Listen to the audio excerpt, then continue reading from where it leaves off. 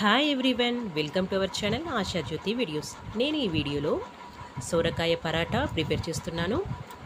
ఈ పరోటా ప్రిపేర్ చేయడానికి ముందుగా సోరకాయని తురిమేసి పక్కన పెట్టుకున్నాను. ఆ తర్వాత సోరకాయ తురుముకి సరిపడా రైస్ ఫ్లోర్ అంటే బియ్య పిండిని వేసుకుంటున్నాను.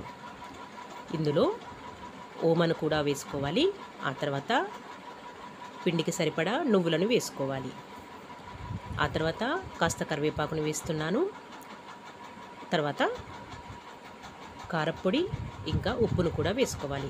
మీరు ఈ కారప్పొడి బదులుగా పచ్చిమిర్చి పేస్ట్ వేసుకున్న టేస్టీగా ఉంటుంది. ఇదంతా ఒకసారి పొడి పిండినంతా కలిపేసుకొని ఈ తురుముతో సహా మంచిగా పిండి తడిపేసుకోవాలి. ఇందులో వాటర్ అసలే వేయకూడదండి.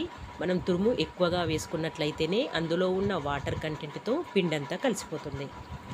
మీరు బియ్యపిండి కాకుండా హెల్దీగా గోధుమ పిండితో కూడా ఈ పరాటా ప్రిపేర్ చేసుకోవచ్చు.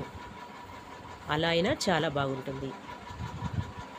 ఆ తర్వాత ఇలా తడుపుకున్న పిండి ముద్దని ఇలా చిన్న చిన్నగా ముద్దల్లా ప్రిపేర్ చేసుకొని పక్కన పెట్టుకోవాలి.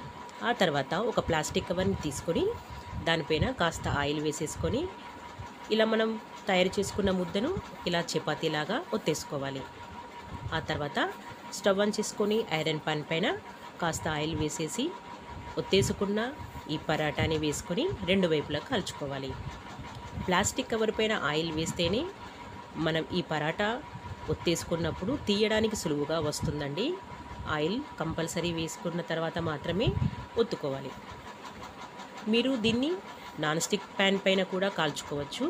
నేను ఐరన్ ప్యాన్ పైన కాల్చుకుంటున్నాను. దీనిపైన కూడా చక్కగా వస్తాయి. రెండు వైపులా నూనె కానీ నెయ్యిని కానీ వేసుకొని రెండు వైపులా మంచిగా కాల్చుకోవాలి. అంతే అండి, ఎంతో టేస్టీ అయిన సోరకాయ పరోటా రెడీ అయిపోయింది. చాలా టేస్టీగా ఉంటుందండి. స్నాక్స్గా కానీ బ్రేక్ఫాస్ట్గా కానీ మీరు తయారు చేసుకోవచ్చు.